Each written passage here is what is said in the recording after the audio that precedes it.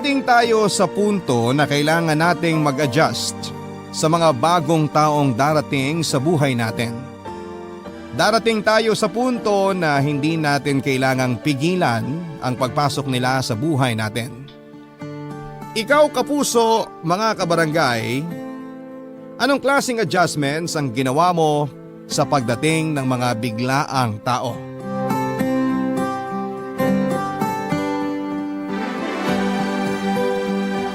Dear Papa Dudut, ako nga pala si Lani ng Caloocan at nais ko sanang ibahagi sa inyo ang kwento namin ng aking stepson na si Ralph. 30 years old lamang ako noong naging kami ng kanyang 50 anyos na ama na si Brad. Nakilala ko si Brad dahil sa isang dating site at agad-agad ay nag-click kaming dalawa. Parehas kaming hiwalay sa mga asawa namin. Nasa proseso ang annulment noong sa akin habang siya naman ay naiayos agad-agad. Kaya naman minamadali ko na rin noon ang pag-aayos nung sa akin dahil balak na naming magpakasal na dalawa. Wala naman na kaming hinahabol pa kaya dapat lamang naasikasuhin ko yon dahil seryoso na kami sa isa't isa, Papa Dudut. Nag-live-in na rin kami at nahingi na rin ito ang blessing mula sa pamilya ko at ganoon din ako sa kanya. Maliban na lamang doon sa nag-iisa niyang anak na noon ay 18 anyos pa lamang. Walang iba kundi si Ralph.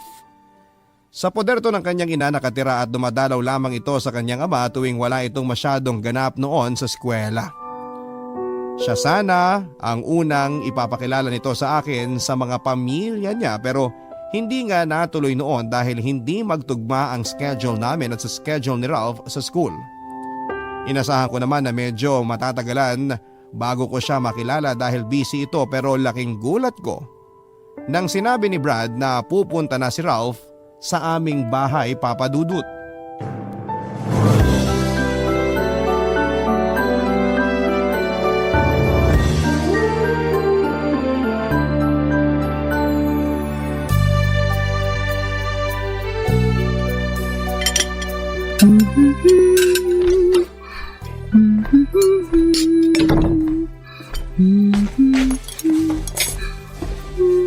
Hi! Uy!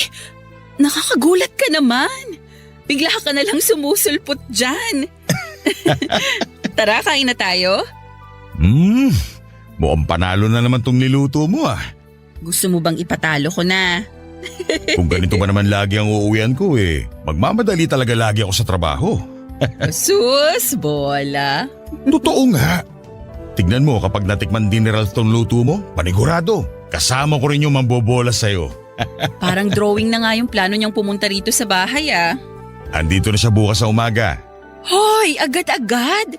Teka naman, hindi pa nga ako nakakapaglinis masyado. Makikita niya yung mga labahan ko. Ay, nilinis yung kwarto niya. Oh, relax. Nagpanik ka na naman dyan bigla. Hello, ilang oras na lang umaga na. Hindi ako octopus na maraming galamay para malinisan lahat ng dapat linisan dito, no? Hindi naman maselan yung anak kong yun. Palibasa, tulad ko rin yun. Marumi rin. Pero kahit na. Unang impresyon nun sa akin, burara at madumi. Ayoko nun. Hindi pwedeng ganun. Tutulungan kita maglinis mamaya after dinner. Ikaw naman kasi eh.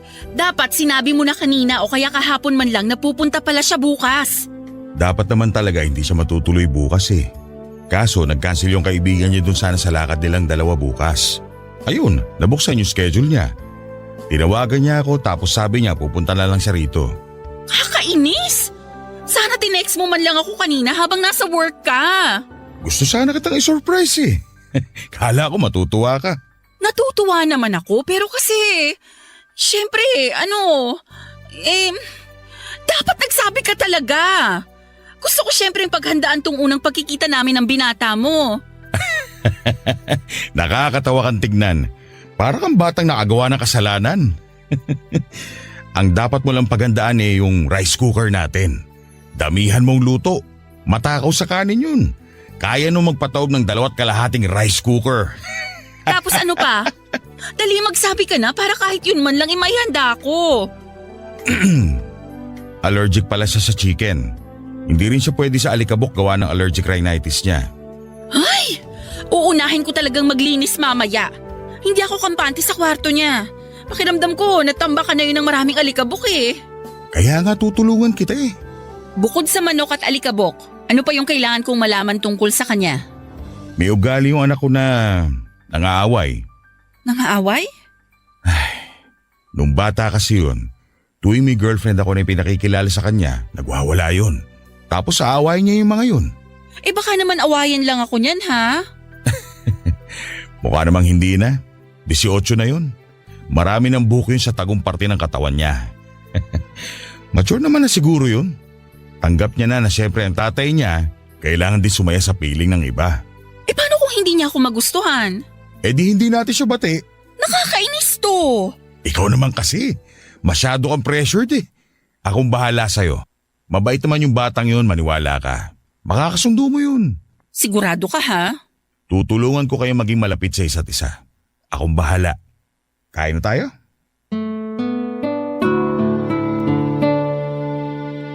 Hindi ko nga halos naubos yung kinakain ko noon dahil sa sobrang kaba na nafe-feel ko, Papa Dudut. Hindi ko alam kung ano ang uunahin kong linisin at ayusin noong time na yon. Ito ang unang beses na yung karelasyon ko ay may anak na sa iba at hindi ko alam ang pakiramdam kung paano ba sila pakisamahan. Nasanay pa naman ako na nagpi-please ng bawat taong nakikilala ko. Gusto ko noon syempre na ma-please ko ang anak ni Brad.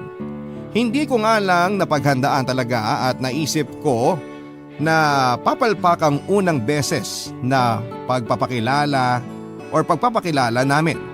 Base sa kwento noon ni Brad ay nabuntis niya ang nanay ni Ralph mula sa dapat sanang one night stand lamang. Conservative ang nakalakhang pamilya noong ina ni Ralph kaya napilitan si Brad na pakasalan nito.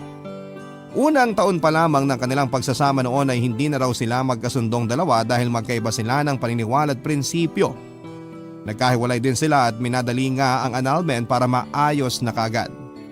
Hindi man nag-work ang relasyon nilang dalawa ay nag-work naman silang mabuti bilang magulang ni Ralph.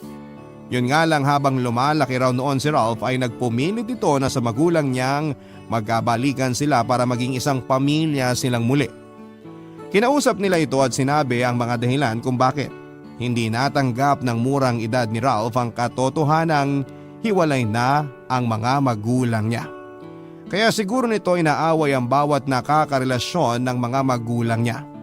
Natakot nga ako na paano kung ganon ang gawin niya sa pagkikita naming dalawa.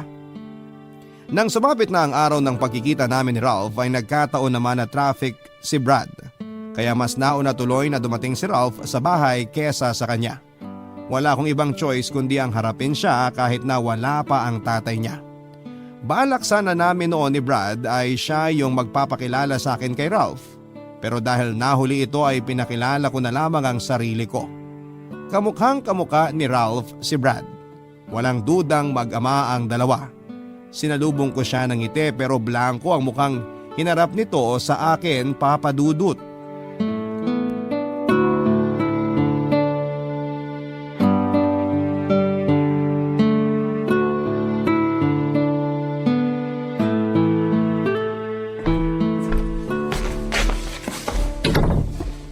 Ikaw na ba si Ralph? Yup. Nasaan po si Papa, Manang? Manang? Na-traffic daw eh. Baka in 30 minutes nandito na rin yon. Punta po muna ako sa kwarto ko Sandali. Hindi pa kasi ako tapos maglinis doon. Okay lang ba kung dito ka muna sa sala maghintay? Ayos lang po kahit hindi pa malinis. Gusto ko na makita yung kwarto ko eh. Sige. Ikaw ang bahala. Nasaan nga po pala yung girlfriend ni Papa? Yung si Lani? Ako ang girlfriend ng papa mo. Huh? Ako si Lani. Parang masyado naman atang OA yung pagkakadescribe sa'yo ni Papa. Ha? Paano OA? Sabi niya maganda ka raw. Artistahin. Tatay mo talaga? Oo nga. Minsan talaga sinungaling yun. Baka naman nagbibiro lang yung tatay mo nun. Mukha nga lang nagbibiro siya. Sorry Tita Lani. Kala ko po kasi kasambahay ka ni Papa. Ay wala yun, okay lang. Siyempre ngayon mo pa lang ako nakita, normal naman yun. Kasi yung damit mo eh. Yung itsura mo. Sorry ulit ah. Ayos lang yun. Pasensya na ha, naabutan mo akong naglilinis dito sa bahay. Hayaan mo, pagdating ng tatay mo, mag-aayos ako ng sarili ko. Okay na yan, kahit di ka na mag-ayos. Dito lang naman tayo sa bahay eh. Huwag na kayo mag-effort magpaganda. Baka mahirapan pa kayo. Ano? I mean, baka matagalan pa kayo. Alam ko naman na kayong mga babae matagal kayo mag-makeup. Tsaka hirap kayong pumili ng isusuot yung damit. Tsaka ang dami yung ginagawang ritual na hindi naman importante. Okay. Grabe, sorry ah. Kahit ako natatawa na sinabihan kitang manang. Bakit naman kasi tsinempo mo na ganyan ang itsura mo sa pagdalaw ko? Hindi ka ba na-inform ni Papa? Kagabi niya lang kasi sinabi sa akin na pupunta kang araw. Hindi niya lang nasabi kung anong oras kaya hindi ako nakapaghanda agad. Okay. Siguro lagi talaga madumi dito sa bahay ni Papa. Anong ibig mong sabihin? Kasi kung laging malinis dito, di ka magmamadaling maglinis. Di sana di kita naabutan ng ganyan ang itsura mo. Di ba, tita? Nagkataon lang to. Madalas namang malinis dito. Nitong mga nakaraan lang hindi masyadong nakapaglinis. Kasi naging busy ako sa trabaho at saka… Okay na po yun. Di nyo naman po kailangan mag-explain. Hayaan mo at babawi ako sa iyo sa iluluto ko mamaya. Umorder na lang po kaya tayo. Di po kasi ako komportableng kainin yung luto ng taong kakakilala ko pa lang eh. Ako lang naman to. Hindi naman kita lalasunin eh. Paano ako makakasiguro? Joke! Kahit naman yung pinakamatindi kong kaaway, wala akong balak lasunin. Ikaw pa kayang anak ni Brad. Naniniguro lang naman. Tsaka sabi ko nga joke, di ba? So paano? Akyat muna ako sa kwarto ko ha. Pakikatok na lang ako kapag nandito na si Papa Manang. Ay, tita pala. Sige. Hindi naging maganda ang unang impression ni Ralph sa akin at mas lalong hindi naging maganda ang unang impression ko sa kanya. Nayabangan ako at natalasan sa kanyang dila. Inisip ko na lamang na baka ganito lamang talaga siyang magsalita, may pagkaprangka. Hindi ko na masyadong dinibdib ang pangiinsulto nito sa akin dahil unang beses pa lamang naman kaming nakapag-usap noon.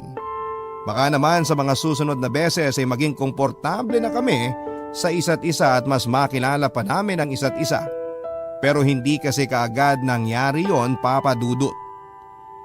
Nang mga sumunod na araw na nagstay siya sa bahay, palala ang ipinapakita niyang kagaspangan ng ugali sa akin. Hindi ko na noon alam ang gagawin lalo't naiipit ako sa pag-asang baka naman nag-a-adjust lamang ito at baka talagang hindi pa siya ready na makitang masaya ang tatay niya sa piling ng ibang babae. Na-challenge ako kung paano ko paaamuin noon si Ralph. Dahil sa tuwing pinipilit kong makipag-close sa kanya noon ay parang mas lalo naman siyang nagiging mailap sa akin. Hirap ako noon na ilugar ang sarili ko sa kanya, Papa Dudut. Sa mga kwento ng pag-ibig, kwento ng buhay at kwento ng pag-asa. Nasa Spotify na Barangay Love Stories. Pakinggan kahit kailan, kahit saan. Barangay Love Stories sa Spotify. Kinig na, kabarangay! Ang balak sana naming dalawa na pagstay noon sa araw ng pagstay noon ni Ralph sa bahay ay na-extend ng 8 araw. Ang nirason nito ay wala naman daw siyang masyadong gagawin sa school at gusto nitong bumawi sa oras sa kanyang ama. Dahil nga matagal silang hindi nagkita, Papa Dudut. Pero naging torture yun para sa akin lalo't pinaparamdam sa akin ng hayagan ni Ralph ang disgusto nito sa akin.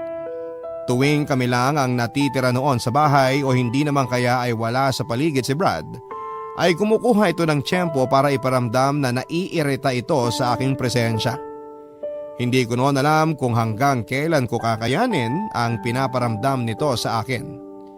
Pero para kay Ralph ay handa ko yung tiisin, Papa Dudut. Tulad na lamang noong minsang nagsabay-sabay kaming tatlo na mag-dinner. Tahimik nung una at masaya lamang. Natuwa ako noon na wala pang ibang hirit itong si Ralph tungkol sa akin. Wala kaming ibang pinag-uusapan kundi ang pag-aaral niya o di naman kaya yung napanood naming balita sa telebisyon. Maayos na sana noon ang agos ng gabi kung hindi lang biglang nagbukas noon ng topic si Ralph tungkol sa akin. Isang usapan na lumipas naman na pero binabalik pa niya Papa Dudut.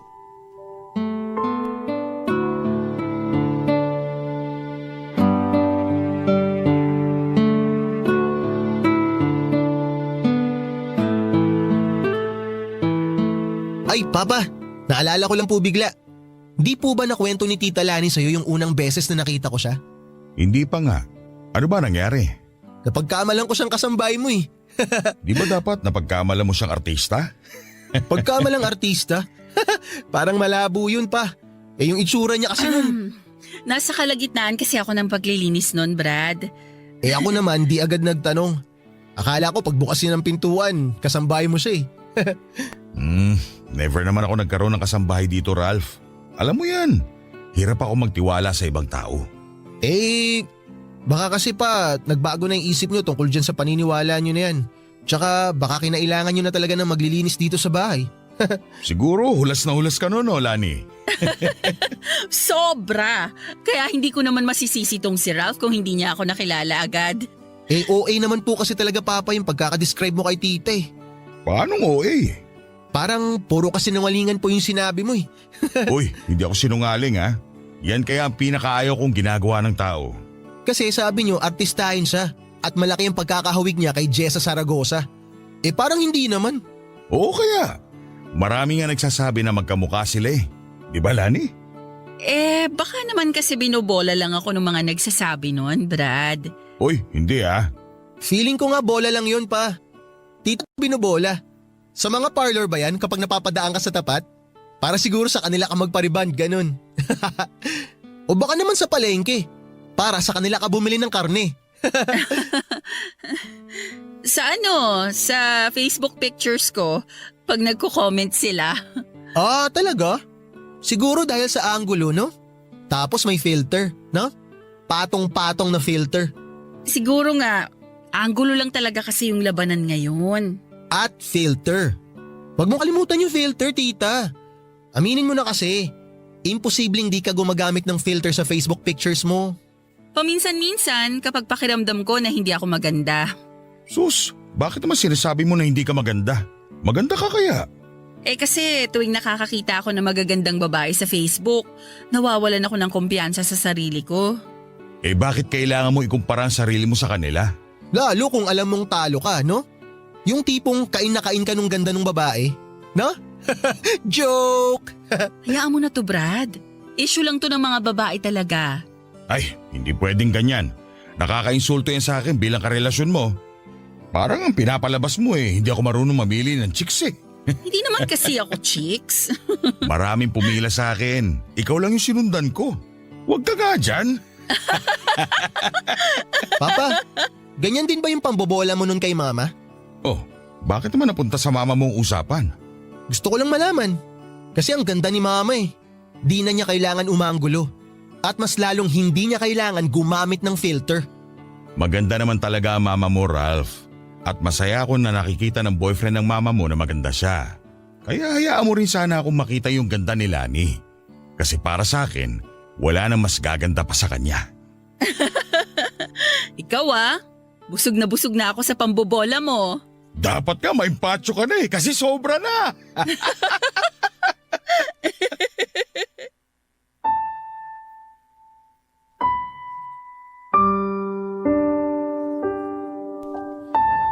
Sa gilid ng aking mga mata ay nakita kong nagdilim ang mukha ni Ralph nang pasimple akong pinagtanggol at pinuri ng kanyang ama. Napansin kong nawalan din siya ng gana sa kanyang kinakain. Sumubok pa nga itong mang-insulto nang sabihin niya sa amin na nami-miss daw niya ang luto ng nanay niya na hindi mamantika. Nagawa pa niyang ikumpara ako sa nanay niya na talaga namang nakapag-down sa akin noon. Hindi naman masyadong pinansin o dinamdam yon ni Brad. Nagkaroon ng tensyon sa pagitan namin ni Ralph at walang kamalay-malay noon ang kanyang ama. Kinabukasan after ng dinner na yon ay pagkaalis mismo ni Brad papunta ng work ay bigla akong pinuntahan ni Ralph sa kusina. Akala ko ay kukuha lamang siya noon ng iinumin sa ref nang bigla ako nitong harangin habang nag-aayos ako ng lalagyan ng mga rekados. Nagtaka ako pero hindi ko magawang itanong kung ano ang kailangan nito. Nakatingin kasi ito ng masama sa akin at hindi ako komportable doon. Hinintay ko siyang magsalita noon at sabihin kung meron ba itong tinatagong problema sa akin, Papa Dudut.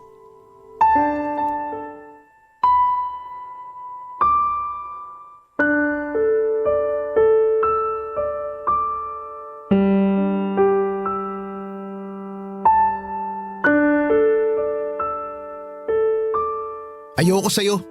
Alam ko naman yon. Okay lang sa'yo na ayaw kita. Wala naman ako magagawa kung yan ang nararamdaman mo. Hindi ko rin alam kung anong meron sa'yo eh. Hindi ko alam kung anong nakita sa'yo ng papa ko para ikaw ang ibahay niya. Di hamak naman na mas maraming magaganda at sopistikadang ex si papa bago ka. Oo, alam ko yon. Nakwento niya nga sa akin nung nagliligawan pa lang kami. Kaya hindi mo rin ako masisisi kung sakaling magtaka ako kung bakit ikaw ang choice ni papa ngayon. Pass naman na kasi yon, Ralph. Ako yung pinili ng papa mo ngayon kasi mas nagkakasundo kami. Masaya kami sa isa't isa. Wala naman na siguro akong kailangang ika-insecure. Ewan, malay ko sa insecurities mo. Pero alam mo, mas nakakasundo ko pa yung mga yun kaysa sa'yo. Ayaw mo kasi akong bigyan ng chance para magkakilala tayo ng lubusan. Para saan pa tita? Hindi na kailangan yun. Basta ayoko na maging kayo ni papa. Hinuhusgahan mo naman na kasi ako agad eh. Naniniwala kasi ako sa nararamdaman ko. Alam ko na may mali sa'yo. Siguro nga baka may mali sa akin. Pero sana, wag mo naman akong husgahan agad. Actually, si papa ang ginajudge ko eh, hindi ikaw. Ginajudge ko siya sa mga desisyon niya sa buhay. Ginajudge ko rin siya sa pagpili niya sa'yo. Hindi ko talaga alam kung bakit eh. Ano kaya nakita niya sa'yo? Wala naman ako nakikitang special sa'yo. Bakit hindi na lang ang tatay mo ang tanungin mo dyan? Kahit anong piga mo sa akin, wala akong maibibigay na sagot sa'yo. Nakita mo na ba mama ko? Sa picture, Hindi lang sa picture maganda yun. mukha naman. Hindi ko talaga alam kung anong nangyari sa taste ni papa. Parang habang nagkakaedad siya, tumatabang yung panlasa niya sa mga babae. Bakit ba parang ang laking issue sa'yo ng itsura ko? Hindi lang naman itsura mo ang issue ko eh. Buong pagkatao mo. Okay, bakit ba ang laking issue sa'yo ng buong pagkatao ko? Wala naman akong ginawang masama sa'yo ah. Pinagsilbihan kita at nirespeto mula nung unang araw na dumating ka rito. Kahit nga harap-harapan mo na akong binabastos, hindi ko yun ibinabalik sa'yo. Dapat ko bang ipagpasalamat yun, tita? Basta, ayoko talaga sa'yo. Ayaw kita para sa papa ko. Choice ako ng papa mo. Gusto mo man o hindi, kailangan mong igalang kung sino yung pinili niyang mahalin. Parang ang hirap naman igalang ng choice ni papa. Lalo na kung ikaw naman yung choice na yun. Alam mo, dapat nga hindi ako nakikipagtalo sa'yo kung bakit ako ang mahal ng tatay mo. Maayos ang relasyon namin. Mahal namin ang isa't isa. Hindi ko na kailangang i-defend sa'yo kung bakit andito ako ngayon sa buhay niya. Alam mo, tita, useless lang na i-defend mo. Kasi kahit ano pa sigurong sabihin mo, hindi ako makikinig sa'yo. Yun na nga eh. Bakit ko pa ba ipaglalaban sa'yo ang relasyon namin ng tatay mo? Ang importante sa amin, pareho kaming masaya sa piling ng isa't isa. Balang araw makikita mo yon. Balang araw, maiintindihan mo yon. Alam mo, tita, Kung wala ka ng ibang magandang sasabihin, hayaan mo na lang ako dito sa kusinang maglinis.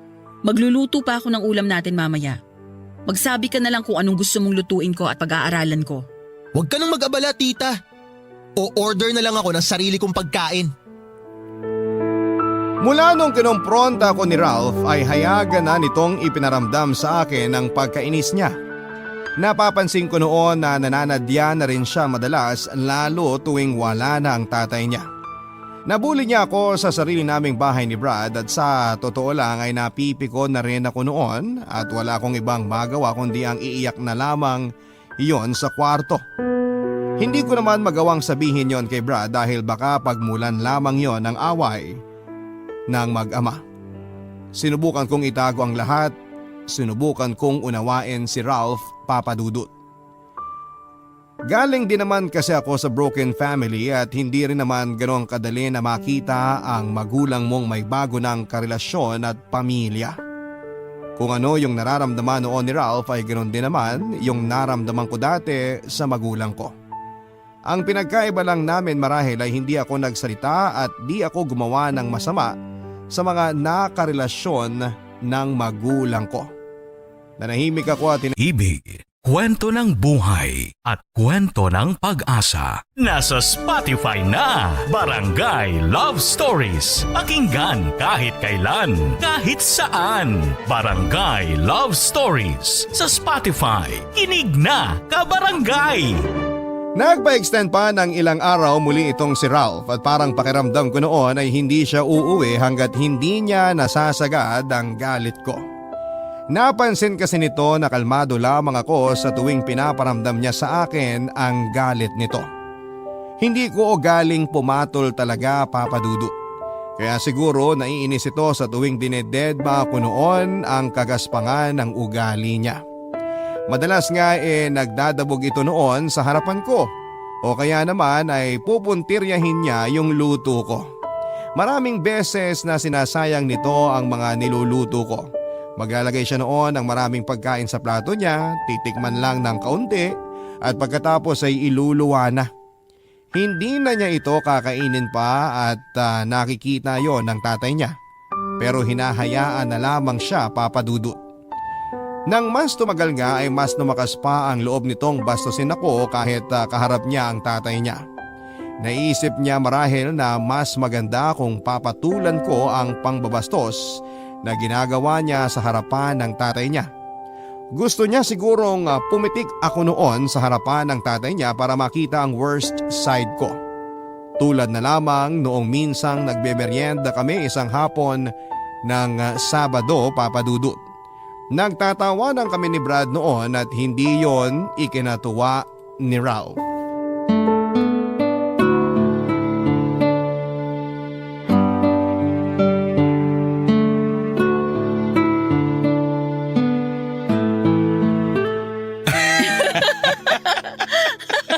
Naalala ko tuloy yung bibingka na binili natin nung sa Tagaytay. Ay, oo, di ba? Ay, Kadiri, ayoko na maalala. Ako rin Change topic na.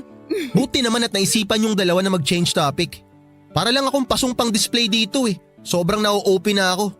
Hindi ako makarelate sa mga pinag-uusapan nyo. Sorry, Ralph. Ano ba yung pwede natin pag-usapan para naman makasali ka? Kahit wag nyo na ako isali pa. Kung hindi nyo naman talaga ako gustong i-involve sa usapan nyo, di wag. Bakit naman ganyan ka kung magsalita? Hindi naman namin sinasadya kung madala kami sa usapan namin kanina tungkol sa bibingka. Saka ilang beses ka naman naming pinilit isali sa ibang usapan. Ikaw tong may ayaw. Kasi ayaw kitang kausap. Excuse me? Nandito ako sa bahay para makipag-bonding sa tatay ko. Hindi para makipag-usap sa'yo. Ralph, Totoo naman pa Huwag mo sabihing mali ako. Ang usapan natin, mag-i-spend tayo ng time together. at kasama ron si Lani. Kasama siya sa bonding moments natin. Sana tinanong niyo muna ako kung okay ako sa ganung setup. Sana naisip niyo muna akong tanungin kung gusto ko siyang kasama sa bonding natin. Kaya kita pinapunta rito sa bahay para makilala mo na siya. Kasi magiging parte na siya ng buhay natin. Magiging parte na ng buhay natin? Paano naman ako nakakasiguro pa na siya na nga ang para sa'yo? Pa naman? Yan ang lagi mong linya sa lahat ng mga girlfriend mo na pinakilala mo sa akin. Sa totoo lang nakakasawa ng pakinggan ng paulit-ulit. Kasi hindi nyo naman kayang panindigan. Sobra ka na! Brad, kalma. Bastos tong batang to Hindi ko alam kung saan ka nalhilugasan yung bibig Kumalma ka na, please. Ralph, tumigil ka na rin kasi. At sino ka para pagsabihan ako na tumigil? Ha? Nanay ba kita? Hindi mo nga ako nanay.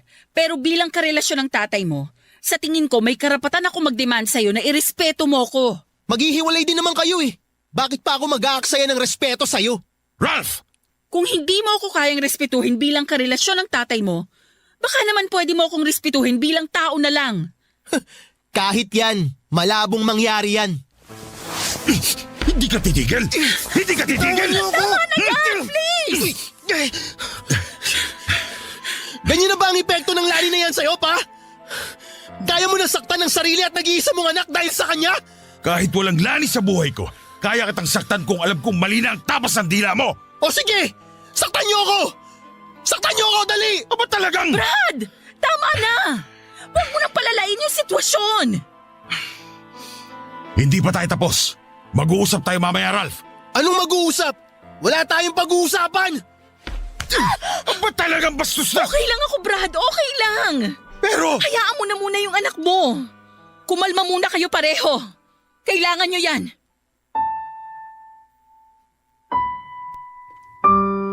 Matapos ang away na yon, Papa Dudut, ay umalis kaagad si Ralph at hindi namin alam kung saan siya nagtungo. Hindi naman siya hinanap ni Brad dahil may sama pa rin ito ng loob.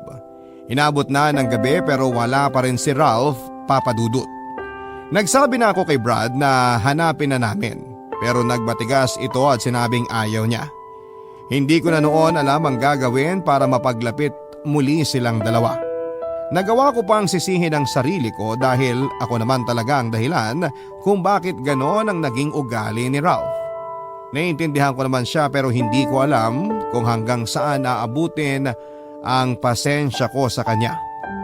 Makalipas ang ilang oras nang mapansin kong medyo umuoki na ang mood ni Brad ay nilapitan ko siya. Pinagtimpla ko ito ng paborito niyang inumin at saka tinabihan. Panay ang tingin niya sa orasan at alam kong nagwo-worry na siya para kay Ralph dahil hindi pa ito umuwi. Doon ko na siya sinimulang kausapin. Hinawakan ko ang kanyang kamay at hinintay kong maubos niya ang kanyang iniinom para makatulong na magpakalma sa kanya. Noong handa na itong pakinggan ako ay tumingin ito sa akin at saka hinintay akong magsalita, Papa Dudut.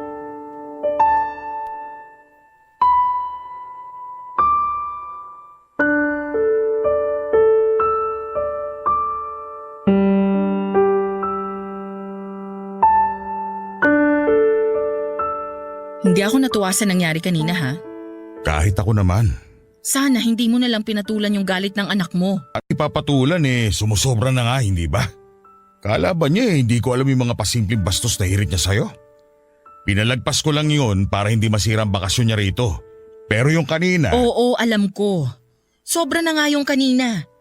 Pero sana maintindihan mo na nag-a-adjust pa yung anak mo sa idea na may bago ka ng karelasyon, na meron ng ako. Mag-a-adjust pa ba siya? Habang lumalaki siya, iba't ibang karelasyon ko na yung nakilala niya at lahat yun binastos niya. Hindi na yung problema sa adjustment Makasarili lang talaga siya. Bata pa kasi. Hindi rason yun. Marami akong kaibigan na kapareho ko ng sitwasyon. Pero tanggap ng mga anak nila na may karelasyon na silang iba. Bakit hindi niya yun magawa? Lahat naman ginawa ko para ibigay sa kanya lahat ng kailangan niya. Para hindi niya isipin na kulang ang ibinibigay ko sa kanya. Para hindi niya maisip na lahat inaabot ko sa mga nakakarelasyon ko. Alam ko naman yun. Pero hindi kasi solusyon na pantayan mo yung galit niya Masisisi mo ba ako? Nakita mo naman kung gaano siya kabastos kanina. Sa totoo lang, yun ang pinakamalalang ginawa niya sa lahat ng mga nakarelasyon ko. Siguro kasi nakikita niyang sobra yung pagmamahal mo sa akin kaya nagsiselos. Baka maagaw ko ang atensyon mo para sa kanya. Hindi naman mangyayari yun. Alam ko naman yun. Pero… Hindi ko alam kung bakit mo siya pinagtatanggol Alam mo namang mali yung ginawa niya kanina. Binastos ka na, hindi ka pa rin lumaban. Ano ba naman yan, Lani? Tulungan mo rin naman sana akong dumisiplina sa kanya. Hindi ko naman siya anak para gawin yun. Kahit na. Hindi ko lang kasi nagustuhan yung ginawa mo kanina na parang kinakampihan mo pa siya. Maliwanag naman na maling-mali siya sa ginawa niya. Hindi sa kinakampihan ko siya. Inuunawa ko lang. Sa ating tatlo, tayong dalawa dapat yung may mas malawak na pangunawa dahil tayo yung mas nakakaintindi. Ay, ewan ko. Mauna na ako sa kwarto. Itutulog ko na lang to. Kung yan ang tingin mong makakatulong sa'yo, sige. Matulog ka na muna. Huwag ka na magtagal at tabihan mo na kagad ako sa kama, ha? Okay. Liligpitin ko lang itong mga kalat sa mesa tapos susunod na ako sa kwarto.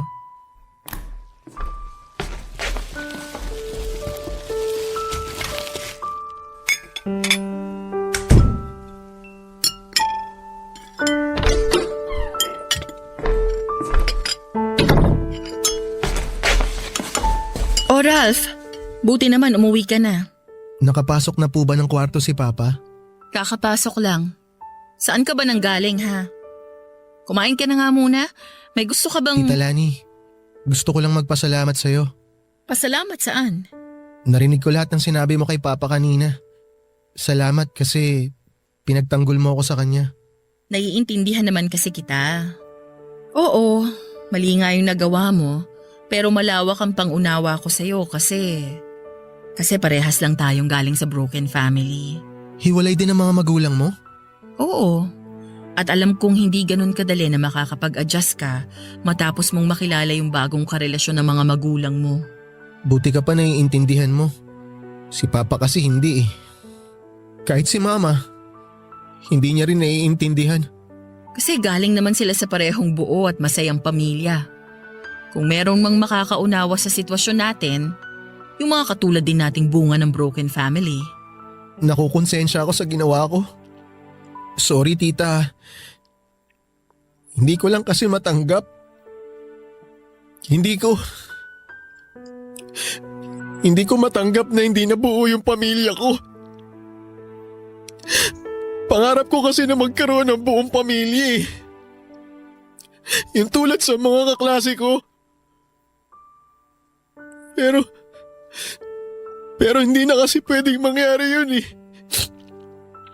Alam kong imposible na yung hinihingi ko. Kasi nga may kanya-kanya ng buhay sina Mama at Papa. Pero masama bang umasa?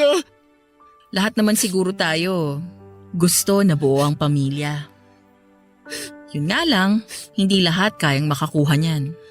Tulad natin. Kaya nga ang hirap lalo na sa akin kasi never kong naranasan o never kong naalala na buo kami. Kahit sa pictures wala man lang akong makita na magkasama yung mga magulang ko. Naiintindihan kita. Tapos paiba-iba pa sila ng karelasyon. Kaya nagagalit ako eh. Lalo na dyan kay Papa. Kasi kung hindi rin naman siya mapipirmi sa iisang babae, bakit hindi na lang kay Mama, di ba? May mga bagay na hindi pwedeng pilitin. Pero nagmamahalan naman sila dati ah. At may mga bagay na hindi na kayang ibalik. Maliban na nahihirapan akong mag-adjust sa sitwasyon ko, tita. Naging mali lang yung reaksyon mo. Yung nararamdaman mo, hindi yan mali. Kaya sana sa bawat galit o inis na nararamdaman mo, huwag kang gumawa ng bagay na ikasisira mo o ikasisira ng relasyon mo sa mga magulang mo. Sorry, tita. Sorry. Bukas, mag-sorry ka sa papa mo ha. Sabihin mo lahat ng sinabi mo sa akin ngayon at kung kailangan, dagdagan mo pa para mas maintindihan niya. Gawin mo ha? Okay ba yon? Opo. Salamat, tita.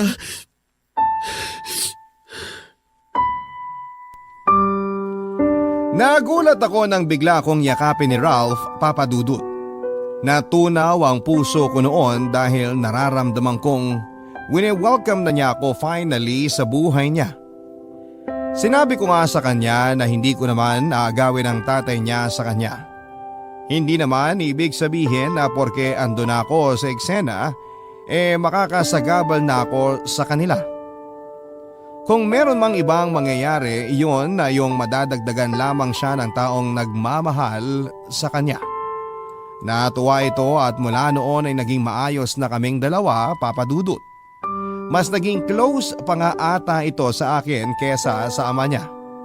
Sa ngayon ay 3 taon na kaming kasal ni Brad at meron na rin kaming isang anak na babae na talagang naging close kay Ralph. Balak na rin naming sundan ang panganay namin oras na matapos ang pandemya. Hindi na kami nagkaproblema pa kay Ralph dahil natanggap na nito ang sitwasyon namin. Kinailangan lang talaga naming ipaunawa sa kanya lahat ng mga nangyayari. Dahil sa edad niyang yon ay mahirap nga namang lani. Barangay Love Stories.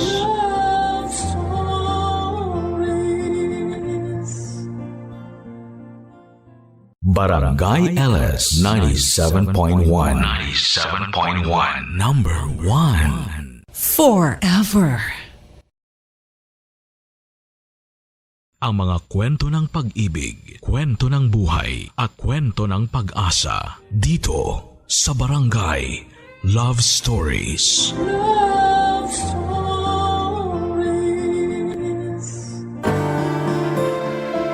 Magpakabuti tayo hindi lamang sa isang tao, kundi sa lahat. Dahil kung meron tayong kinikilingan, mapapagod sila na tayo ay pakisamahan. Ikaw, kabarangay, mabuting tao ka ba?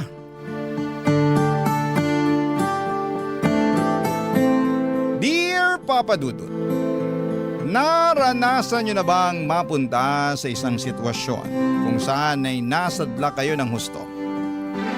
Ako kasi ay oo, at yon ang gusto kong ibahagi sa mga kabarangay nating panatiko ng Barangay Love Stories.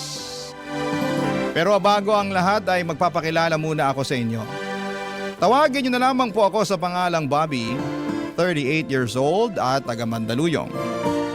Nitong mga nakalipas na araw ay sobrang lugmo ko at para bang wala nang bukas para sa akin. Sunod-sunod kasi ang mga nangyaring trahedya sa buhay ko na malalaman ninyo sa pagpapatuloy ng aking kwento. Pero magsisimula muna ang lahat noong 30 anyos pa lamang ako.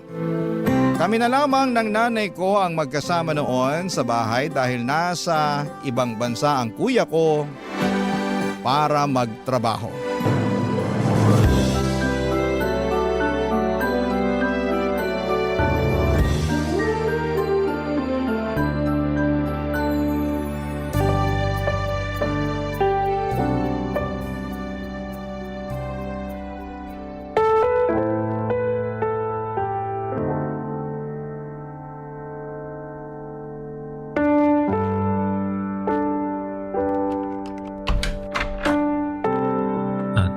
Nay?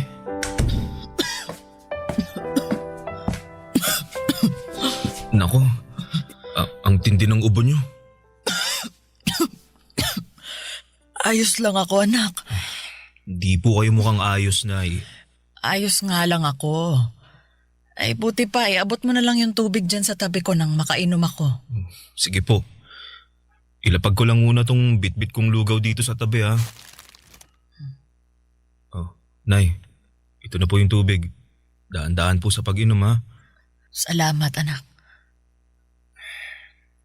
Kumusta na po ang pakiramdam niyo? Nag-aalala po ako para sa inyo. Huwag kang mag-alala. Ayos na naman ang pakiramdam ko eh. Hindi na ako mainit. Tingin ko bumaba na ang lagnat ko pero inuubo pa rin ako. Kaya nga pinagluto ko po kayo ng lugaw at dinala ng gamot para makainom na kayo pagkatapos kumain eh. Kaya lang, wala naman akong panlasa. Parang ayaw ko tuloy kumain. Ay, kahit konti lang po, Nay. Para makainom na kayo ng gamot. Ano pa nga ba? O siya kakain na ako. Yan. Very good po kayo, Nay. Very good ka dyan. Ano ako, bata? Di ba ganyan din naman kayo nung bata ako? Sinasabihan niyo akong very good kapag kumakain ako, lalo pag may sakit ako. Kaya ako naman na magsasabi niyan sa inyo ngayon. Sa bagay. Sinasabi ko nga sa'yo yun nun. Ang bilis talaga ng panahon, no? Dati-rati kayo ng kuya mo ang inaalagaan ko. Ngayon, kayo naman ang nag-aalaga sa akin. Kaibahan lang, nasa malayo ang kuya mo kaya ikaw lang ang mag-isang nag-aasikaso sa akin, anak. Matanong lang kita, no? Ano po yun? Hindi ka ba napapagod na alagaan ako? Nay naman, bakit naman po ako mapapagod? Nanay ko po kayo. Wala naman. Naisip ko lang kasi dapat sa edad mong yan may sarili ka ng pamilya. Kaso mukhang kasalanan ko kung bakit hanggang ngayon wala ka pa ring asawa. Nay, hindi niyo po kasalanan. Sadyang wala pa lang po talagang nagkakamali.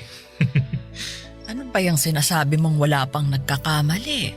Masasabi ko na maswerte ang babaeng makakatuluyan mo dahil napakalambing mong anak, mapagmahal at maalaga. Mahilig pa sa mga bata. Kaya naman kung meron ka ng natitipuhang babae, ligawan mo na. Malay mo, siya na pala ang makatuluyan mo. Ay, sa ngayon, wala pa naman po akong nagugustuhan pero sige po. Sa oras na magkaroon na sasabihin ko agad sa inyo. Bakit mo sasabihin sa akin? Para malaman nyo. Ay, salamat ha, pero ang sabi ko, ligawan mo. Hindi mo lang basta sabihin sa akin. Nay naman eh. Siyempre, liligawan ko pa rin naman siya pero gusto ko munang makilala nyo siya. Ay, sige anak. Salamat kung ganoon kasi naiisip mo ko. Sana nga makakilala ka ng babaeng liligawan para naman hindi lang sa akin umiikot ang mundo mo. Ay, Nay, sa inyo pa rin po iikot ang mundo ko kahit na may nililigawan na ako. Pangako po yan, Nay. Papa Dudut, mahal na mahal ko ang nanay ko at wala akong pinagsisisihan na ako lamang ang nag-iisa niyang anak na nag-aasikaso sa kanya. Bagaman pareho naman kaming may trabaho ng kuya ko. Masaya ako na sa tuwing kailangan ako ng nanay ko ay nasa tabi niya lamang ako. Pero naiintindihan ko naman ang kagustuhan niyang makapag-asawa na ako at bumuo ng sariling pamilya dahil nga hindi na ako bumabata pa. Simulat sa Paul ay alam ni nanay na gusto kong magkaanak hanggang sa nakilala ko si Rhea sa restaurant na pinagtatrabahuhan ko bilang tagaluto. Bali, serbidora siya noon at taga Ilocos Sur. Mabait si Rhea, maganda at kuwelang kasama. Pero sa kabila ng mga tawa niya ay meron siyang malungkot na nakaraan. At yun ang dahilan, Papa Dudut, kung bakit siya umalis noon sa kanila. Sa katunayan, sa tuwing kinikwento sa akin ni Rhea ang karanasan niyang yun ay hindi ko talaga mapigilang malungkot at makisimpatya sa mga pinagdaraanan niya.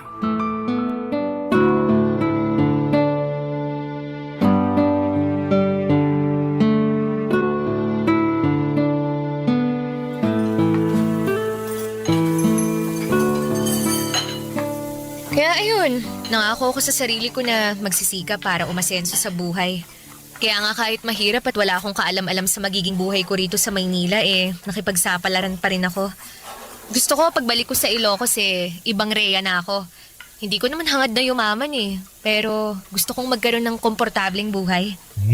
Kaya lalo mo ako napahanga Ang lakas ng fighting spirit mo. Uy, thank you pero kailangan Malay mo, meron pang magandang buhay na naghihintay sa'yo pag nagpatuloy ka. Ay, sana nga meron. Pero ewan ko. Minsan, hindi ko pa rin mapigilang mawala ng pag-asa. Lalo't parang ang layo-layo ko pa rin sa mga pangarap ko. May iba ka pa bang pangarap bukod sa mabigyan ng maayos na buhay yung mga magulang mo sa probinsya? Gusto ko rin makakilala ng lalaki na magiging katuwang ko sa buhay. Yung mamahalin ako at aalagaan. At magkakaanak, syempre. Lalo't hindi na ako bumabata, di ba? Baka kumunat na tong matres ko pag pinatagal ko pa ang pagbubuntis. Sobra ka naman sa kumuna. Para namang chichirya lang na nahanginan. Uy, seryoso ako dun Kung kayong mga lalaki walang problema sa pagkakaroon ng anak kahit may edad na kayo, ibahin nyo kaming mga kababaihan. Hindi naman sa nilalahat ko, no? Kasi meron pa rin namang mga babae na nabubuntis pag umedad na ng 35 pataas. Pero madalas nahihirapan na talaga. Ganun ba yun? Oo. Kaya nga sana makilala ko na rin yung matinong lalaki na makakatuwang ko sa buhay. Naniniwala kasi ako na may inilaan ng Diyos na makakapareha natin sa buhay na to. Ikaw ba? Ganun din ba ang paniniwala mo? Oo. Bakit parang hindi ka pa sigurado? Naniniwala naman ako pero mas naniniwala doon ang nanay ko. Kaya nga pinaghahanap na niya ako ng mapapangasawa dahil tumatanda na daw ako. Talaga? Anong sagot mo? Yun, sabi ko, sige. Kung may makikilala ako at magugustuhan ko liligawan ko na tapos ipapakilala ko agad sa kanya. Yun, natuwa naman at sobrang excited. Ewan ko ba dun? Ganun lang siguro talaga ang mga nanay. Sobrang excited na magkaroon ng apo. Ay, bigla ako tuloy na miss ang nanay ko. Kumusta na kaya siya? Hindi mo malalaman ang sagot kung hindi mo siya tatawagan. Tsaka na, wala na kasi akong load Tsaka patapos na yung break time natin. Baka mamaya sitahin na tayo pag nag-overbreak tayo. Ay, oo nga pala. Masyado pa namang sip-sip yung naninita na yun. Kala mo naman kung sinong tagapagmana ng kumpanya kung umasta. Uy, baka may makarinig sa'yo ha. Uy, ano naman? Wala naman akong binabanggit na pangalan. Bato-bato na lang sa langit. Ang mag-react, pangit. Papadudo 3 buwan na noon si Rhea sa pinagtatrabahuhan namin at masasabi ko na naging sobrang close kami. Sa katunayan ay siya lamang ang dahilan kung bakit ako nag-stay sa pinapasukan ko. Gusto ko na kasing umalis noon dahil sobrang toxic na rin ang management namin. Alam ko naman na magiging malaking pagsubok na naman sa akin ang paghahanap ng mapapasukang trabaho. Lalo na high school graduate lamang ako. Bukod doon ay ayoko ring magtrabaho sa malayo dahil maiiwang mag-isa ang nanay ko sa bahay namin. Yun ang dahilan kung bakit hindi ko pa tinatanggap ang alok at tulong sa akin ng kuya ko na nag-ibang bansa na. Hindi nga nagtagal ay nagtapat ako ng pag-ibig kay Rhea at sinagot naman niya ako, Papa Dudut. Kasunod noon ay nabuntis ko siya, kaya lalo ako nagkaroon ng dahilan upang hindi na umalis ng Pilipinas. Barangay Love Stories. Barangay Love Stories. Papadudot dahil sakto lamang ang kinikita ko sa aking trabaho ay wala pa akong sapat na ipon. Kaya naman, tinira ko muna sa bahay namin si Rhea. Winelcome naman siya doon ni nanay at sa katunayan ay sobrang sayangan ng nanay ko noong nalaman niyang magkakaapo na siya at palagi niyang hinihimas ang tiyan ni Rhea at kinakausap ang magiging anak namin. Bagay na kinagigiliwan naman namin ang kinakasama ko. Naging maayos naman ang pagsasama naming tatlo sa isang bubong. Hindi rin issue sa kuya ko na magkaroon na ako ng anak pero nilinaw niya na si nanay na lang daw ang susustentuhan niya. Naintindihan ko naman yon dahil hindi naman niya pinupulot ang pera sa abroad. Kaya nga sinabi ko sa sarili ko na magsisikap ako sa pagtatrabaho para makaipon ng pera, Papa Dudut.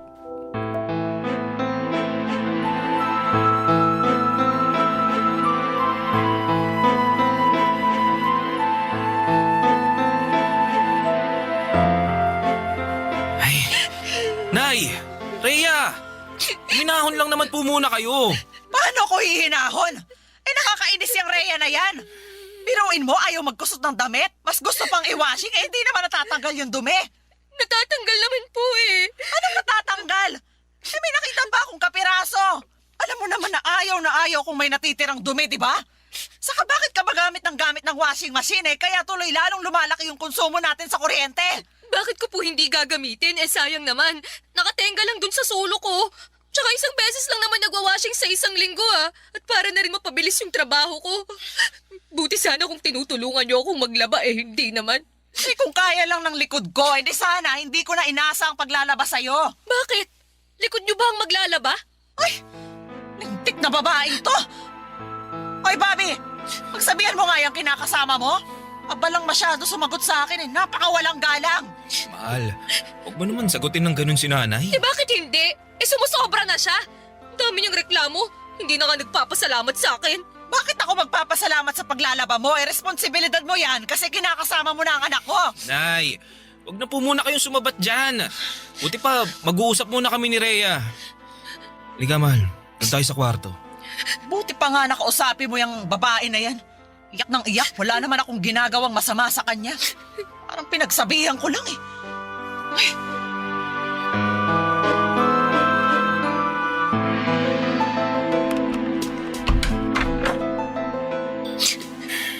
Ayos ka lang ba, mahal? Mukha ba akong ayos? Sumusobra na talaga yung nanay mo. Akala mo kung sino? Ikaw naman. Pagpasensyahan mo na lang si nanay. Masyado lang talagang mitikulosa yun, lalo na sa kalinisan Nung kalakasan pa nun, halos araw-araw naglilinis yun ng bahay. Katwiran niya, para raw hindi mamuo yung alikabok At di rin magkasakit lalo na hikain nun ng tatay ko nung nabubuhay pa. Kaya pala pinagalitan din niya ako nung nakaraan. Kasi hindi raw ako araw-araw naglilinis dito sa bahay niyo. Sa nakakapagod eh. Tsaka hindi niyo naman ako katulong dito para araw-araw maglinis Kinakasama mo ko. At buntis pa ako sa anak natin. Kaso ang kulit ng nanay mo. Gawin ko raw ehersisyo ang paglilinis dahil mabuti yun sa buntis kesa laging nakahilata sa kama. Nanay talaga oh. Oo! Kaya nga naloka ako kasi magkaiba kami ng paniniwala. Pati pagluluto ko sinisita. Ang dami sinasabi na kesyo pinagsasabay ko raw ang pagluluto sa paghuhugas ng pinggan. Paano daw pag nalagyan ng sabon yung niluluto ko? As if naman nahahayaan kong mangyari yun. Sa ayoko lang talaga na may tambak sa lababo na hugasin. Lalo't ako rin naman yung maghuhugas sa mga pinagkainan natin pagkatapos. Buti sana kung siya o ikaw ang gumagawa nun. Ako naman. Sorry. Hayaan mo. Ako na lang ang maghuhugas ng pinagkainan natin. Ay nako, hindi mo talaga ako naiintindihan no? Hindi lang naman yung tungkol sa pinagkainan natin eh. Ang punto ko rito, kailan mo ba ako planong ibukod ng bahay? Alam mo, sabi ng nanay ko, iisa lang daw ang pwedeng maging reyna sa isang bahay. At sa sitwasyon natin ngayon, ang nanay mo lang yon dahil pamamahay niya to. Kaya naman mabuti pa na bumukod na lang tayo para hindi na kami palaging nag-aaway. Hindi natin pwedeng gawin yun dahil ako lang ang inaasahan ng kuya ko na magbabantay at mag-aalaga kay nanay. Saka wala pa akong sapat na ipon pambukod natin kaya sana magtiis ka na lang muna. Hayaan mo, kakausapin ko na lang din si nanay. Pagsasabihan ko siya.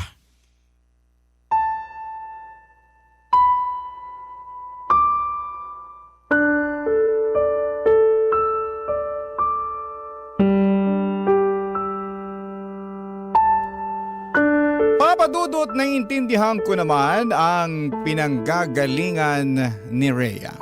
At kahit na gustuhin ko na siyang ibukod ng tirahan ay hindi ko naman magawa dahil nga maiiwang mag-isa ang nanay ko. At ayoko ring mangyari yon kasi ako lamang ang inaasahan ni kuya na magbabantay at mag-aalaga sa kaisa-isa naming magulang. Kaya naman sinabihan ko na lamang si Rhea na magtiis dahil hindi rin naman ibang tao ang nanay ko. Nakita ko naman na sa abot ng makakaya ni Rhea ay hinabaan niya ang kanyang pasensya. Pinakisamahan niya ng maayos ang nanay ko. Hindi rin naman sila palaging nag-aaway. May mga pagkakataon din na may pinagkakasunduan sila. Kaya naman masayang masaya ako. Hindi nga nagtagal papadudot, pinanganak na nga ni Rhea ang baby namin. At masasabi ko na isa yon sa mga pinakamasayang sandali ng buhay ko. Ngunit doon pa lang pala magsisimula ang pinakamalaking pagsubok na pagdadaanan namin.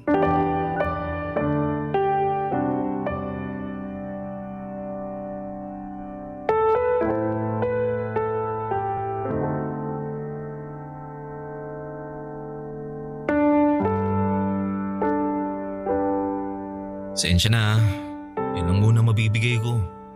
Dami ko kasing kaltas, mga reklamo ng customer, ganun. Ha? Bakit nagre-reklamo sila? Di raw masarap ang luto ko, ganito, ganyan. Kaya nga lagi akong pinagagalitan ng bisor natin eh. Pinagbantaan pa na kapag hindi ko inayos yung trabaho ko tatanggalin na nila ako. Alam mo naman na mapipilay tayo ng husto pag nawalan ka ng trabaho, di ba? Ilang buwan pa lang din ang baby natin. Tapos ang dami pa nating gastos pag nagkakasakit siya. Ano ba kasing nangyayari sa'yo? Yung dating issue mo pa rin ba sa bisor natin? Oo. Masyado kasi siyang pabida, napipikon na ako. Alam ko na pabida talaga yon kasi nakatrabaho ko rin naman dati. Pero matuto ka pa rin magtimpi. Kasi sa pikon mong yan, trabaho mo naman yung maaapektuhan. Tandaan mo na hindi ka pwedeng mawalan ng pinagkakakitaan. Dahil ikaw lang yung kumakayod sa atin. Tapos marami rin tayong gastusin sa anak natin. Oo, yun na nga eh. Pakiramdam ko, di na tayo nakakausad dahil sa nangyayari. Napapagod na ako pero wala akong karapatan na magpahinga. Kung pagod ka, mas pagod ako. Dahil hindi lang anak natin ang inaasikaso ko. Inaalagaan ko rin yung nanay mo na may pagkamaldita kung minsan. Bakit? Nag-away na naman ba kayo ni nanay? Hindi ko na siya pinatulan. Pero ngumalngal na naman sa akin nung nakaraan. Tungkol saan daw? Sobrang tigas daw kasi nung patatas na niluto kong chicken curry. Hindi raw niya makagat. Eh nung tininidor ko naman, malambot naman eh. Yun pala, hindi lang niya nasuot yung pustiso niya. Kaya ang ending, dinurog ko na lang yung patatas para makain niya. Pero ang dami pa rin sinabi, nakakarindi. Pagpasensyahan mo na lang si nanay. Alam mo naman na matanda na yun eh. Ganun ba talaga kapag matanda? Nagiging reklamador na wala sa lugar? Hindi ko alam pero tatanda rin naman tayo eh. Ilagay na lang natin yung sarili natin sa sapatos ni nanay. Ay nako, basta ako. Hindi ako magiging toxic na matanda kagaya ng nanay mo. Sobra ka naman sa nanay ko. Kaya nga gusto ko nang bumukod na tayo eh. Para wala nang problema. Pangako, hindi mo na ako maririnig magreklamo tungkol sa nanay mo. Di ba? Nag-usap na tayo tungkol sa bagay na yan. Ay nako, oo nga pala. Ayaw mong bumukod kasi ayaw mong iwanan ng nanay mo. Bla bla bla bla bla. Diba? Ewan ko ba naman sa'yo at naisip mo na naman yan. Kita mo ngang hirap na hirap pa tayo sa pera. Pag nandito tayo, mas makakatipid tayo sa pagbabayad ng renta. Nakatipid nga tayo sa pagbabayad ng renta. Pero mukhang mapapagastos ka sa akin pag tumagal-tagal ang pananatili ko rito at pakikisama dyan sa nanay mo. Ha? Teka, anong ibig mo sabihin? Kasi baka ipasok mo na lang ako sa mental dahil nabaliw na ako noon. Rhea naman eh. Seryoso ako doon, Bobby. Ay nako, kawawa naman ako. Papadudot naging sakitin ang anak namin kaya naglabas-masok kami sa ospital. Dahil sa nangyari ay nagkautang-utang ako sa kuya ko, makabili lamang ng gamot para sa anak namin. Yun din ang dahilan kung bakit naghigpit kami ng sinturon. Dahil sa liit ng sweldo ko at sa laki ng gastos, para sa pangangailangan ng anak namin ay wala na halos matira sa akin. At yun nga ang pinag-ugatan ng away namin ni Rhea. At dahil maliit nga lang ang bahay namin ay naririnig ni nanay ang pag-aaway namin. Kaya hindi niya mapigilang makisali. Kapag nangyayari yon, papadudot. Lalo lamang naiinis si Rhea dahil pakiramdam niya ay nagkakampihan kaming mag-ina para pagtulungan siya. Naipit ako sa sitwasyon ng sobra. Para akong tupang naligaw mula sa kawan na naglalakad ng walang direksyon. Barangay Love Stories. Barangay Love Stories. Papadudot nung sa tingin ko ay pasan ko na ang daigdig. Nang mga panahong yon ay meron pa palang ilalala ang sitwasyon. At yun nga ay noong nagkasakit ang nanay ko. Mabuti na lang at nandyan si kuya para suportahan ang pagpapagamot niya, lalo na noong nadiskubre namin na meron siyang early signs ng Alzheimer's disease. Nalugmok ako ng sobra, lalo at pareho pa sila ng anak ko na may sakit kaya naman lalong bumigat ang pasan-pasan ko sa aking mga balikat. Pero buti na lang at nandyan si Rhea para alagaan ang nanay ko kahit na meron silang hindi pinagkakasunduan at tinutulungan niya rin ako upang gumaan ang pagdadala ko ng buhay. Masasabi ko na kahit mahirap ay malaki pa rin ang pasasalamat ko sa aking kinakasama, Papadudot.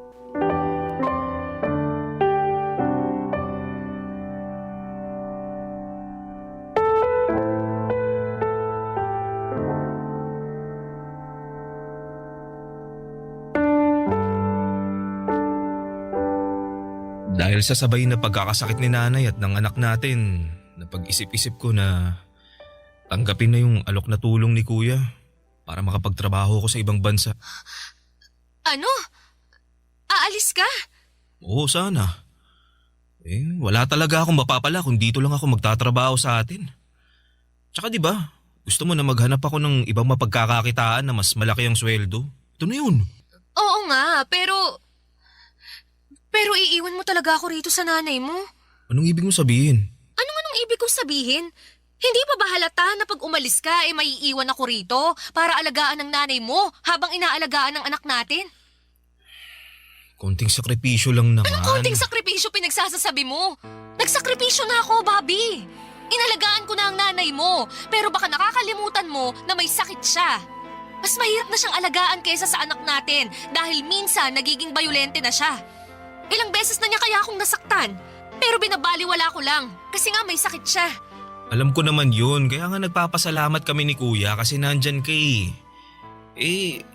Hindi pa lang talaga namin kayang kumuha ng ibang magbabantay at mag-aalaga kay nanay. Kaya ako na lang, kasi nakakalibre kayo sa akin, ganon. Noon sa ganun, Rhea. Totoo naman eh. Napakakuripot niyang kuya mo. Manong man lang kumuha siya ng ibang tao na mag-aalaga sa nanay niyo. Kasi nanay niyo naman yan eh. Hindi ko naman nanay yan. Nanay ko nga dun sa probinsya may sakit din eh. Pero hindi ko magawang alagaan. Buti sana kung wala tayong anak, Bobby. Pero alagain din yun. Tapos ngayon aalis ka. Iiwan mo ako rito mag-isa, ha? Anong gusto mong gawin ko? Manatili rito tapos araw-araw tayo mag-aaway dahil maliit lang ang sweldo ko. Akala ko pa naman gusto mong umasenso tong pamilya natin. At ngayon na may pagkakataon na tayo na makaluwag-luwag, ganyan ka naman umasta. Imbis na suportahan mo ako, mas inuuna mo pang bilangin yung paghihirap mo. Hindi ako nagbibilang ng paghihirap ko, ha? Hindi raw. Sa inyo nakikita ko eh. Kasi yun ang gusto mong tingnan. Ni minsan ba? Pinasalamatan mo ako sa pag-aasikaso ko sa nanay mo at sa anak natin kahit na pagod na ako. Hindi naman, di ba? Kasi para sa inyo ng kuya mo, responsibilidad ko na alagaan yung nanay nyo dahil nakatira ako sa pamamahay nyo. Yun nga ang rason kaya gustong-gusto ko nang bumukod tayo. Kaya lang atrasado ka naman dahil sa nanay mo. Nanay ko ang pinag-uusapan natin dito ha. Hindi siya ibang tao kaya magdahan-dahan ka sa mga sinasabi mo tungkol sa kanya. Wow naman, ha? Nakaka-touch naman na napakabuti mong anak sa nanay mo. Pero hindi ka naman mabuting kinakasama. Bawiin mo yung sinabi mo! Ayoko nga! Bakit ko babawiin? Totoo naman lahat ng yon. Buti pa dyan ka na. Saan ka pupunta? Sa kwarto. Tutulog na kasi baka bigla pang bumangon yung nanay mo at makisali sa away natin. Magkakampihan lang kayo. Kawawa naman ako sa inyo.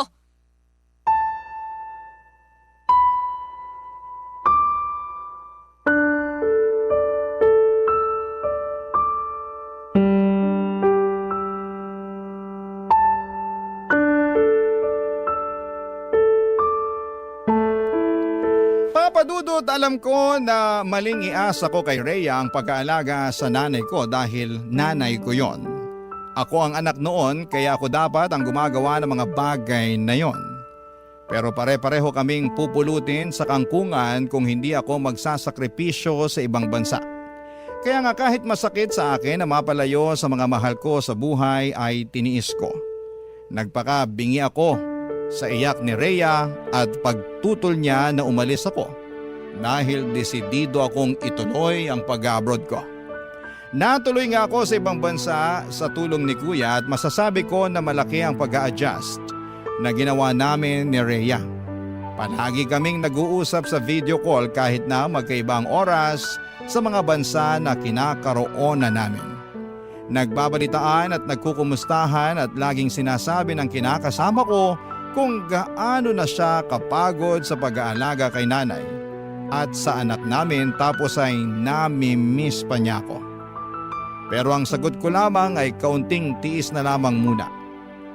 Hanggang sa dumalang na lamang ang pag-uusap namin dahil naging busy na ako sa pagtatrabaho. Makalipas nga ang 3 taon ay natapos na ang kontrata ko pero imbes na bumalik sa Pilipinas ay nag-extend ulit ako sa pagtatrabaho ko. Bagay na pinagtalunan namin ng matindi ni Rhea. Gusto na niya kasi akong umuwi at magtrabaho na lamang sa Pilipinas dahil nga sa hirap na siya sa pag-aalaga sa nanay ko na noong mga panahong yon ay lumalala na ang sakit. Pero natakot akong umuwi sa Pilipinas para magsimula ulit. Kaya nanatili lamang ako sa abroad. Makalipas nga ang maraming taon ay nakaramdam na ako ng kapaguran at pagkamis sa mga minamahal ko sa buhay. Doon ko naisip na gusto ko nang umuwi para makasama ang nanay ko at ang aking mag-ina. Ngunit iba ang nadatnan ko sa aking pagbabalik sa Pilipinas.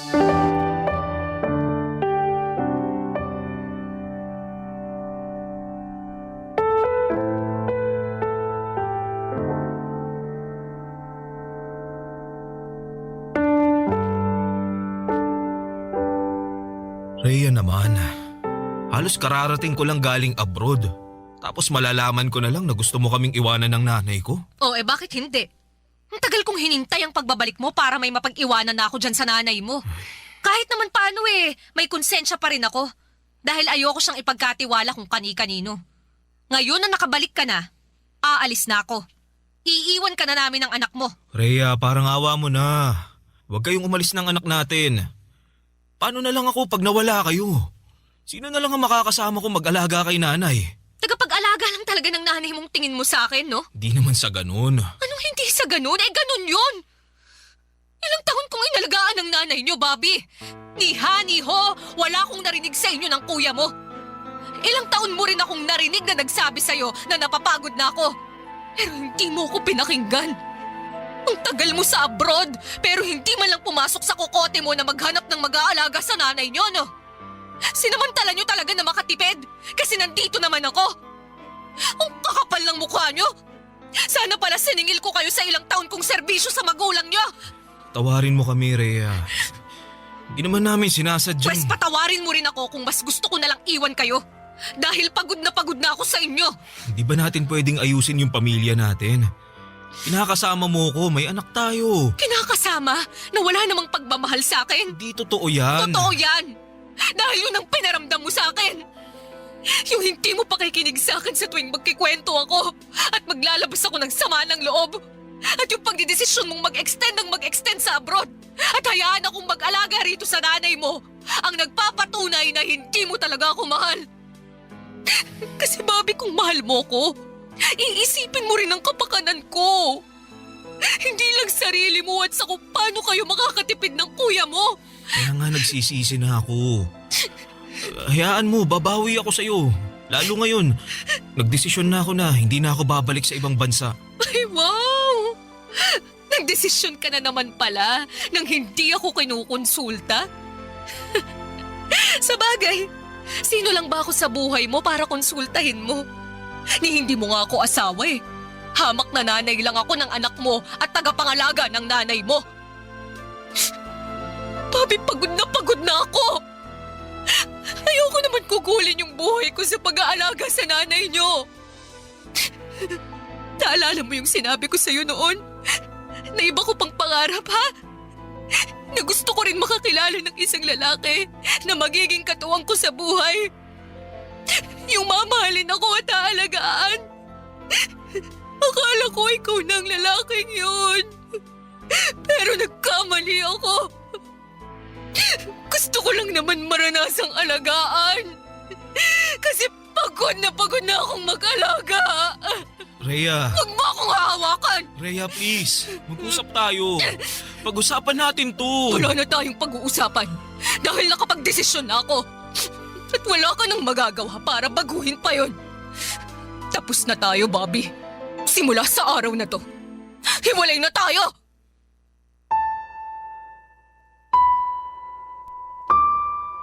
Papadudot, wala akong nagawa noong nag-alsabalutan na si Rhea at tuluyan nang umalis sa bahay namin kasama ang aming anak. Hindi ko na sila napigilan pa lalo at kasabay noon ay nagwala si nanay kaya kinakailangan ko siyang intindihin. Durog na durog ang puso ko dahil sa pangyayaring yon, lalo na at hindi yun ang tagpong inaasahan kong dadatnan pag uwi ko sa Pilipinas. Makaraan ng 1 linggo ay nabalitaan ko na lamang sa dati naming katrabaho na meron na palang bagong kinakasama si Rhea. Galit na galit ako. Pero naisip ko na baka yung taong yun lang din ang nasa tabi niya noong mga panahong wala ako at hindi siya pinakikinggan. Kaya nga mas lalo lamang akong nasaktan at sumama ang loob sa aking sarili. Kasalanan ko talaga kung bakit ako iniwan ni Rhea. Akala ko, Papadudot, ay wala nang isasakit pa ang nangyari sa buhay ko. Pero neto lamang Hunyo ng taong ito ay biglang namatay ang nanay namin. At kahit na ilang buwan na ang lumipas ay hindi pa rin ako makausad. May mga gabi na lagi akong nagdarasal.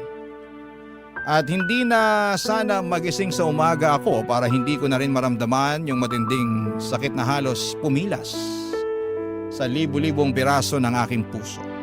Pero kahit na gano'n ang mga nangyari ay nananatili pa rin akong buhay. Umaasa na lamang ako na balang araw ay makakausad ako at makakaahon sa lusak na aking kinakasadlakan. Hanggang dito na lamang po ang sulat ko, Papa Dudut. Maraming salamat po sakaling mapili po ninyong i-ere sa programa ninyong Barangay Love Stories. God bless and more power sa inyong istasyon. Ang inyong forever, kapuso at ka-barangay, Bobby. Anong say mo sa Barangay Love Stories na ito?